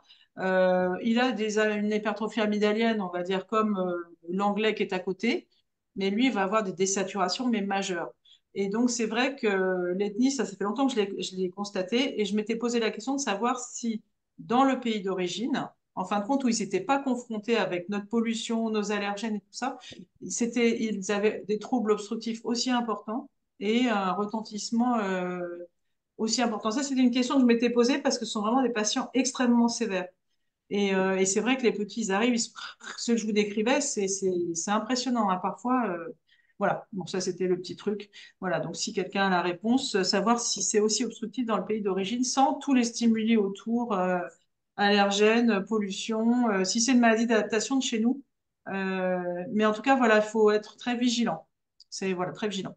Et puis, bien sûr, rechercher les autres causes. Dans narcolepsie, hein, j'ai quelques cas d'adolescents en mixte avec Sarah que je lui ai adressé, justement, où il y avait la narcolepsie qui se cachait derrière l'hypertrophie amygdalienne, derrière l'obésité, due au problème d'orexine, les jambes sans repos, la privation de sommeil énorme chez les ados, le retard de phase aussi, qui s'accentue vers l'âge de 18-20 ans, faire attention, la dépression et la prise de substances illicites. Donc tout ça sont des critères vraiment importants à rechercher. Donc il y a quand même, avant de se dire, oula, il y a peut-être des apnées, vite, je fais un examen, il y a vraiment quand même pas mal de questions, il y a tout un contexte autour, hein. Après, bien sûr, il faut chercher ce qui se passe. Bah, je pense que c'est plus ou moins la dernière des diapos.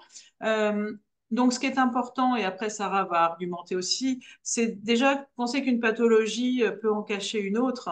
Entre autres, devant un enfant qui est somnolent ou un ado somnolent, il faut déjà rechercher la dette de sommeil ou l'erreur d'hygiène de sommeil.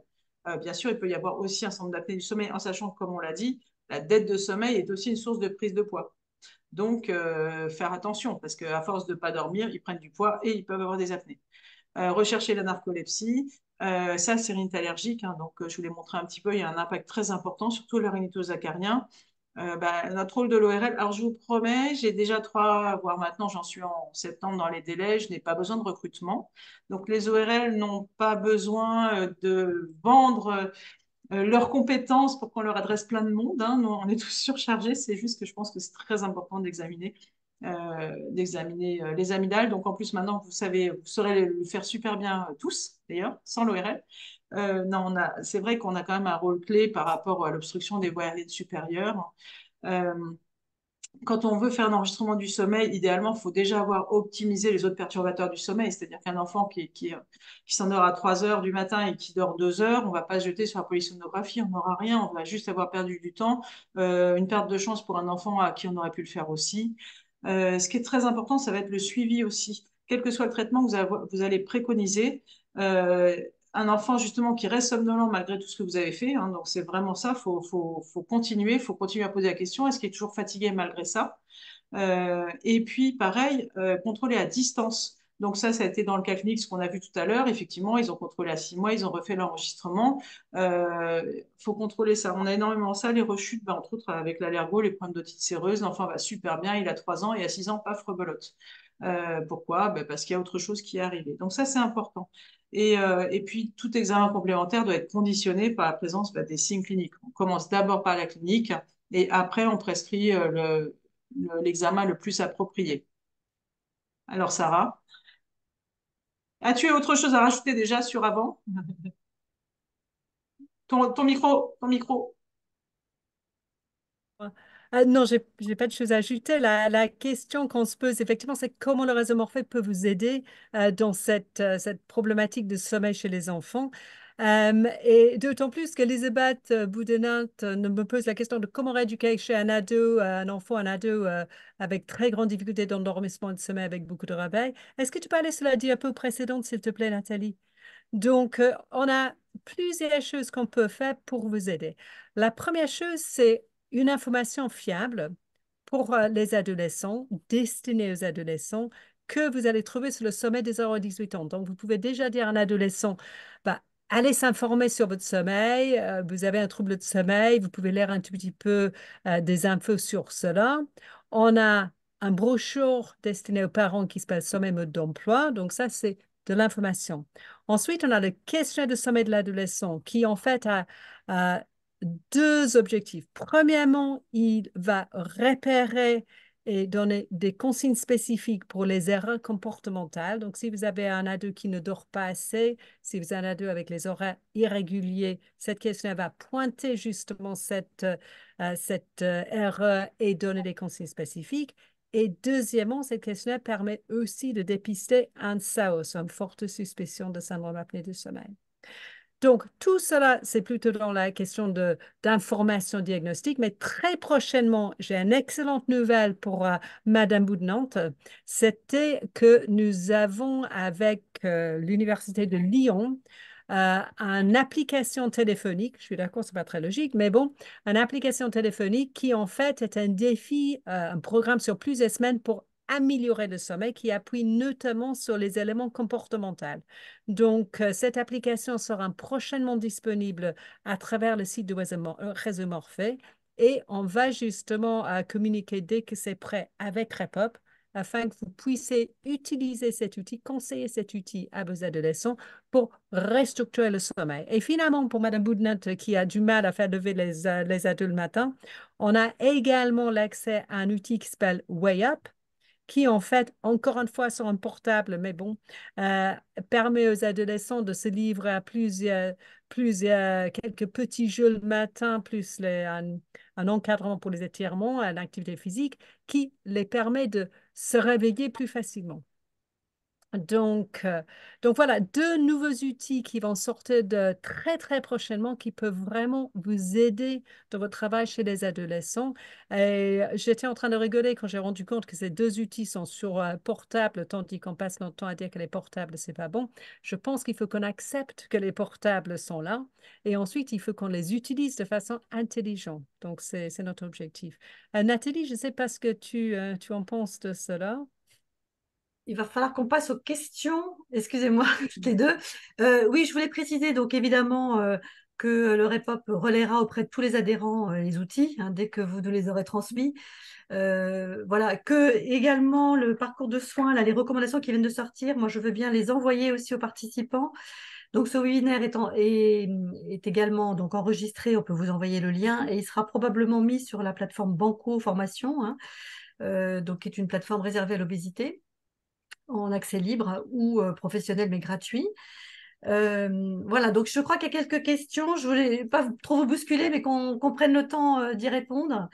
Et je précise aussi que pour tous ceux qui se sont connectés, mais dont le nom est iPhone, Intel ou Samsung, merci de nous communiquer votre nom, parce que sinon, évidemment, on ne pourra pas vous transmettre les documents. Si je reviens juste sur Madame Thérèse m'avait dit qu'elle peut parler justement tout à l'heure de cas de Chelsea, notamment sur les délais d'enregistrement. Donc, je suis fascinée que vous avez pu avoir l'enregistrement aussi vite.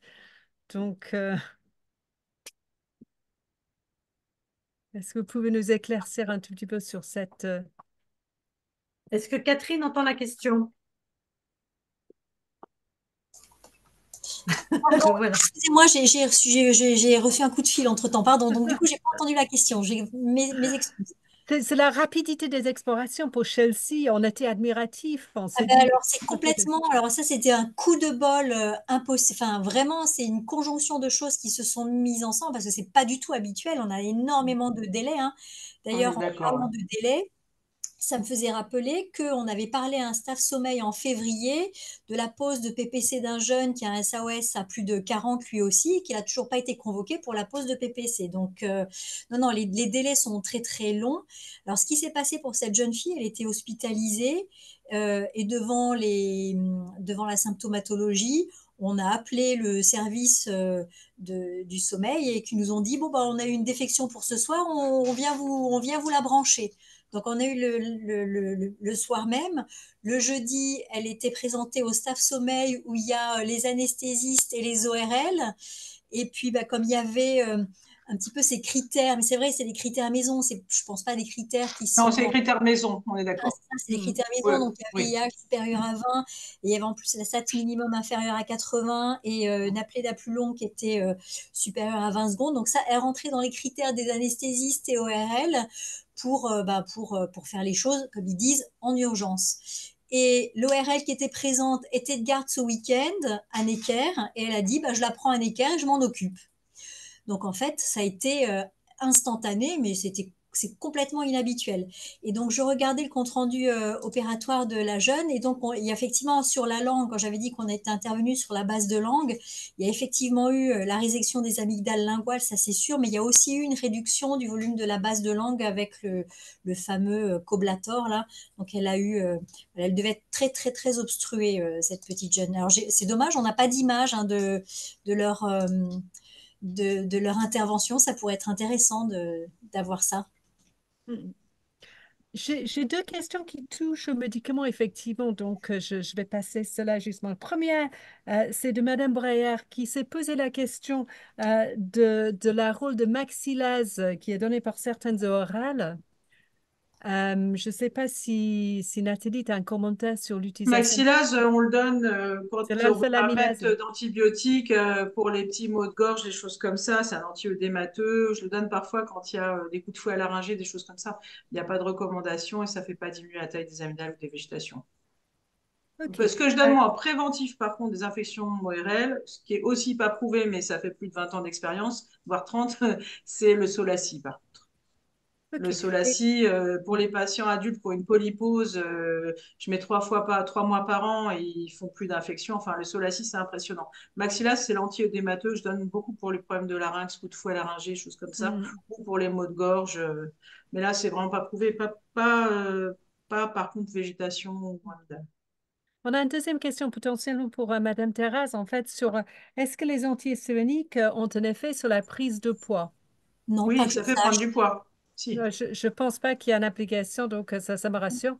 Moi non plus. Ensuite, on a une question justement, Si, Claude. ça fait prendre du poids, les antihistaminiques, hein.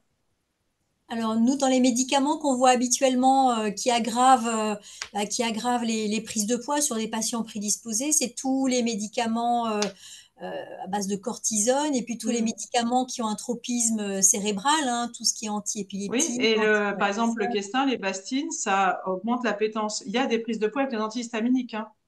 Mm, mm. Il y en Ok, a. alors j'ai Donc, des il faut faire patients aussi. attention. C'est J'ai d'où des... l'intérêt aussi de rapidement passer à une immunothérapie allergénique et D'accord, ok. d'arrêter les antihistaminiques. Ça fait prendre du poids. Ça augmente, ils ont plus faim. D'accord. Alors, c'est vrai que c'est pas classiquement les médicaments qu'on met dans Ça devrait l'interrogatoire. être recherché. D'accord, ok. Et puis il y a des parents aussi qui me disent, parce que c'est des enfants qui ont des énurésies Oui. et que les médecins traitants mettent souvent sous mini-rein. Et les parents me disent, bon, alors ça a pas soulagé l'énurésie, ben oui, hein, c'est un petit peu logique. Mais en plus, ça a favorisé la prise de poids. Alors, je ne sais pas s'il y a vraiment de lien direct entre le mini-rein et la prise de poids. Personnellement, je ne pense pas que ça a été jamais regardé, le lien de cause à effet entre les deux. Mais bon, effectivement, trouble du sommeil, apnée du sommeil, prise de poids, là c'est Oui. logique. On a une question de Flogia 11 qui dit, est-ce que la vigilance doit être plus importante chez les enfants avec des troubles neurodéveloppementaux? Faut-il faire un bilan systémique? Là, si on parle du TEDA, on sait qu'il y a une augmentation importante justement de troubles de sommeil chez les enfants de TEDA qui motive certainement les explorations, enfin, certainement un bilan clinique suivi si besoin par les explorations. Je ne sais pas quelle est ton attitude, justement, Nathalie, à cela. Je suis en train, c'est mon topo de la semaine prochaine. C'est vrai en plus. Nous, en ORL, là, on a du mal, c'est à différencier les troubles respiratoires obstructifs du sommeil qui entraînent ce qu'on appelle le TDAH-like, avec l'agitation ou les vrais TDAH. Et il y a vraiment une intrication importante entre les troubles du sommeil et les vrais TDAH. Ils ont des troubles du sommeil. Il y a plus de troubles respiratoires obstructifs du sommeil et on sait qu'un SAS chez un enfant qui n'a pas TDAH peut avoir de l'agitation. Et l'élément déterminant, c'est le matin. Un enfant, enfin un vrai TDAH chez un enfant, il va avoir de l'agitation dès le matin et être en pleine forme. Alors qu'un enfant qui a un SAS et un TDAH-like, donc de l'agitation un peu réactionnelle à son mauvais sommeil, il va se réveiller fatigué. Voilà, c'est vraiment le critère, le critère. Je suis tout à fait d'accord. Et j'ai participé récemment à une étude qu'on a soumise au Journal of Pediatrics. Et effectivement, les explorations ambulatoires chez les enfants qui n'ont pas de troubles développementaux, chez les enfants qui ont de troubles développementaux, ont les mêmes résultats dans le sens que on peut également enregistrer les enfants avec les troubles comme le TDA à la maison. C'est pas nécessaire d'attendre qu'il y a de la place à l'hôpital. Oui, Par bien contre, sûr. il faut que ça soit bien encadré. Ouais. J'ai une question Après, de... moi, j'ai ma consultation Oui. dans 2 minutes. Donc Ah, mince. J'ai une question Ah de oui, l'infirmière qui dit, est-ce qu'on peut se décider à la raison Morphée? On a un programme spécifique pour les lycées. Un lycée peut éventuellement participer à cette, un lycée-collège peuvent éventuellement participer à cela. Donc, Brigitte Glaise, je vous encourage de prendre contact avec le réseau directement. Et finalement, la même personne pose la question de le lien entre l'énurésie et ses troubles de sommeil. Donc, tu as 2 minutes, fragmentation. 1 minute et demie. C'est clair et net pour moi qu'il y a un lien. Donc, Nathalie? Oui, oui, c'est les micro-éveils. Hein. C'est les micro-éveils. Et en plus, quand il y a si jamais en plus on a le syndrome d'apnée du sommeil, il y a un problème entre l'ADH et puis l'antialdostérone. Et donc, il y a un volume urinaire en plus qui est beaucoup plus important, comme chez l'adulte où il y a la nicturie, parce que l'adulte, lui, il va se réveiller et aller faire pipi. L'enfant, il va avoir le même problème entre l'ADH et l'aldostérone que l'adulte qui a un SAS, sauf que lui, il ne va pas se réveiller. Donc, il y a le fractionnement de sommeil et il y a ça, et donc il fait en plus des gros volumes. Ah, dernière question que je ne peux vraiment pas répondre. Dr. Eisenberg, vous avez mis les réserves sur la résection de la base de la langue. J'ai entendu parler de la concept de graisse-ectopie. Cela s'inscrit-il dans le SAOS de l'enfant et c'est une indication opératoire? Graisse ectopique. Oui, graisse ectopique. J'imagine que c'est ça. Oui, c'est ça, Alors, graisse ectopique, oui. Merci, Dr. Vito. d'accord. Alors, ce qui est sûr, non, non, mais quand on parle de chirurgie de base de langue, de résection, c'est une chirurgie qui est extrêmement hémorragique. Hein. Donc, c'est quand même plus souvent les amygdales linguales qu'on touche.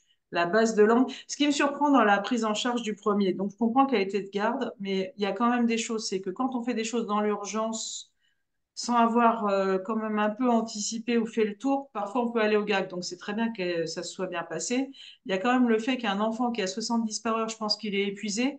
Donc se jeter sur la chirurgie, c'est un enfant qui est épuisé, même au niveau cardiaque. Moi, on m'avait appris attention, l'histoire de la levée d'obstacles, l'œdème pulmonaire, les choses qu'enfant, comme ça, un enfant qui respire mal. Donc moi, j'aurais eu tendance peut-être à me dire, je vais essayer de le ventiler une semaine pour essayer de le mettre en forme et après réfléchir à la chirurgie. Enfin, elle a été très courageuse, hein, je trouve, le médecin de garde, hein, pour faire ça d'emblée comme ça, sans. Voilà, très courageuse. Et en plus, mettre d'emblée la PPC, moi, quand j'opérais les septos ou les amygdales, la PPC en phase juste opératoire directe, c'est pas possible non plus, quoi. Entre le fait qu'il y a des mèches ou qu'on peut faire pas ressaigner, enfin, voilà. Donc la question, c'était quoi? Oui, ça peut. S'il y a quelque chose, c'est à ça que sert l'endoscopie de sommeil. C'est-à-dire que parfois, quand il y a des choses qu'on n'explique pas de façon classique, on va aller rechercher une cause plus atypique. D'où des problèmes d'épiglotte, on fait des épiglottoplexie, il peut y avoir une laryngomalacie, effectivement, qui n'avait pas été diagnostiquée à la naissance, mais qui est très importante, et qui fait que là, pour le coup, la PPC va l'aggraver. À chaque fois qu'on s'est ventilé, ça va fermer le larynx. Graisse ectopique, pourquoi pas? S'il y a un kyste ou quelque chose qui bombe ou qui bloque les voies aériennes, il peut y avoir des kystes mal placés ou des. Et dans ces cas-là, on résèque, oui. Nathalie, je sais que tu as la consulte qui commence tout de suite, donc Il y a une euh, autre question, c'est ça? je pense qu'il y en a, on a épuisé toutes les questions. Donc, je remercie tout le monde pour leur attention. C'est quelque chose qui pour nous est très important au sein de Réseau Morphée, la prise en charge selon un parcours cohérent pour les ados nous semble essentiel. Et ça englobe non seulement le SAS, mais aussi tous les éléments comportementaux. Merci à Nathalie, merci à Laurence de nous avoir invités pour parler de cela. Il y a le docteur Merci. Terrasse qui a une question. Oui, ça me turlupine l'histoire des antihistaminiques et de la prise de poids. J'essaie de réfléchir à comment ça pouvait fonctionner. Je me disais peut-être qu'en mettant des antihistaminiques, on améliore l'inflammation locale et donc du coup on améliore la sensorialité de la Non, zone c'est un oropharyngée. Du coup, effet on augmente secondaire. la palatabilité des aliments, peut-être. Je me demandais. N'est-il Alors, pas juste par un exemple, le élément de questin, somnolence typiquement, il aussi? donne faim par des crampes d'estomac, il recrée la faim. Et moi, j'ai été alertée il y a plus de 10 ans, parce que pour moi, je ne le savais même pas. C'est parce que c'est une nutritionniste avec qui je travaillais, enfin un médecin nutritionniste, qui a commencé à m'envoyer une patiente en lui disant, écoute, cette patiente est sous antihistaminique, ça lui fait prendre du poids, peux-tu lui faire les tests et la prendre en charge correctement? Donc, des sensibilisations, elles restent. Et je dis, ah bon, les antihistaminiques font prendre du poids? Et j'ai regardé, et effectivement. Et j'ai testé sur moi, les rares fois où je prends un questin, j'ai des crampes dans le ventre qui me donnent faim.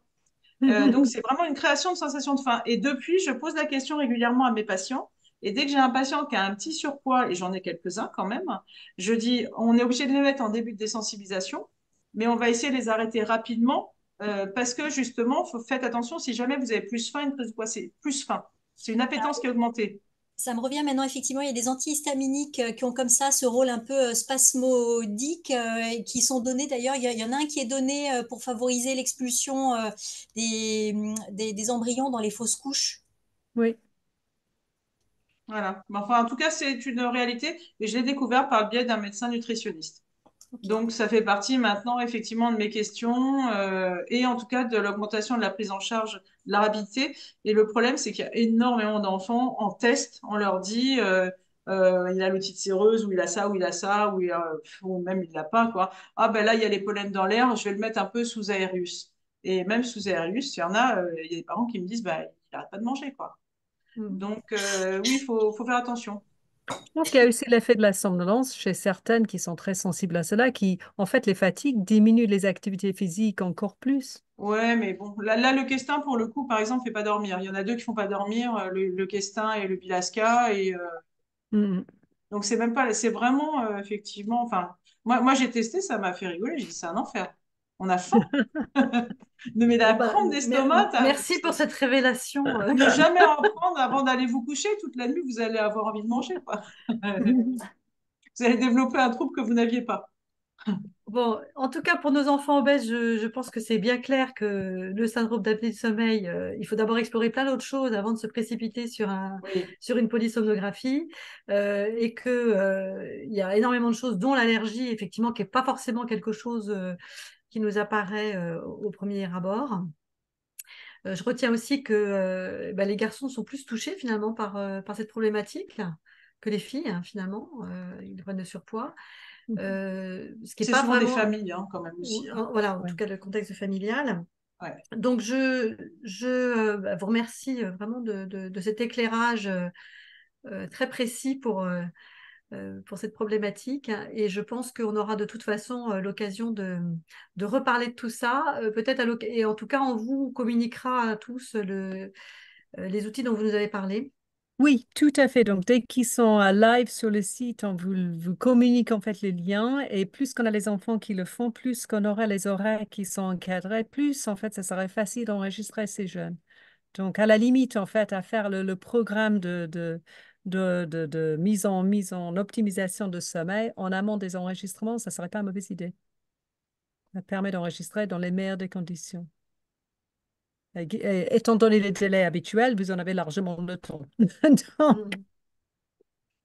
Je Est-ce que suis tu peux désolée, nous moi, rappeler? faut. Oui, Oui, on vous laisse partir. oui, s'il vous Merci plaît. beaucoup.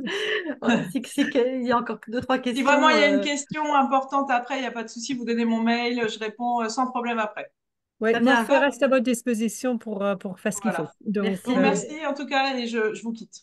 Merci Allez, au beaucoup. revoir. au revoir Au tout le revoir. monde. Bon courage. Merci encore à Repop de nous avoir invités. C'était très important pour nous.